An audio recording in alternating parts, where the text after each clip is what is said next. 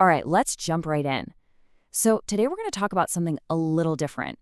We're not just going to cover how to get answers from AI, we're going to explore how you can use AI to ask way better questions and, in the process, actually become a sharper thinker yourself.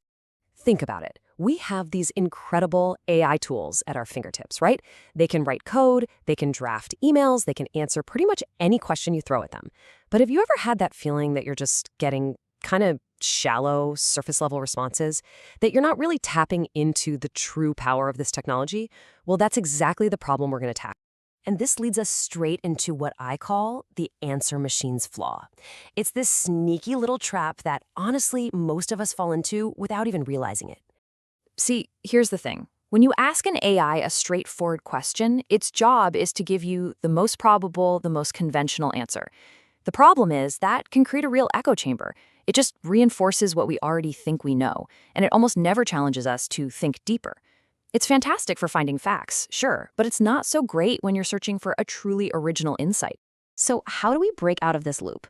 Well, believe it or not, we're going to look back in time, way back, like over 2,000 years, for an ancient solution to this very modern problem.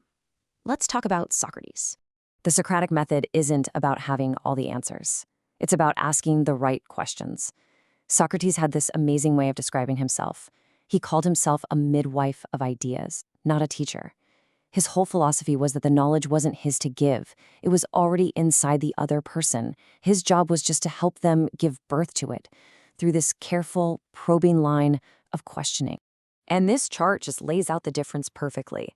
On the one hand, you have this standard way of doing things, teaching by telling. It's just a one-way transfer of information. It's passive. But on the other hand, you have teaching by asking. This is all about discovery. It's active, it's a partnership, and it forces you to actually engage your own brain.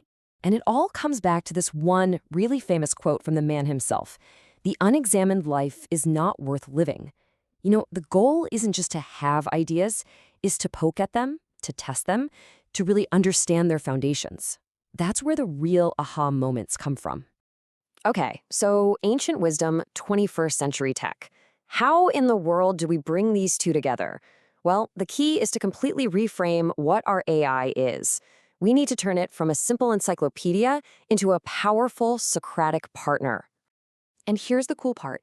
This is totally possible because of what these tools actually are. They're large language models, which means they were built from the ground up for conversation.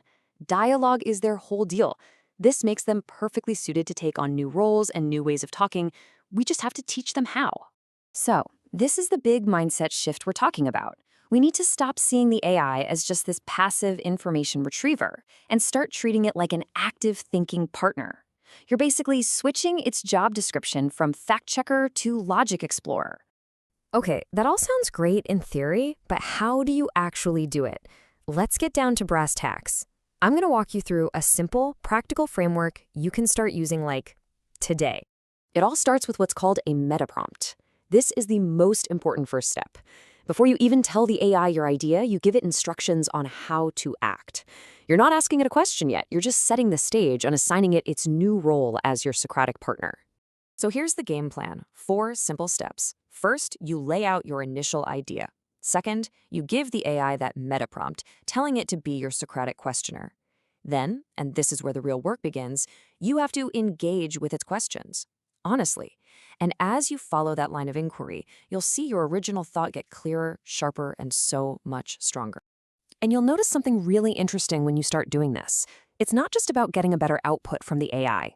It fundamentally changes your entire relationship with the technology. So why does this matter so much? Because this whole process forces you to get your own thoughts straight. The AI starts acting like a mirror, reflecting your own logical gaps and hidden assumptions right back at you.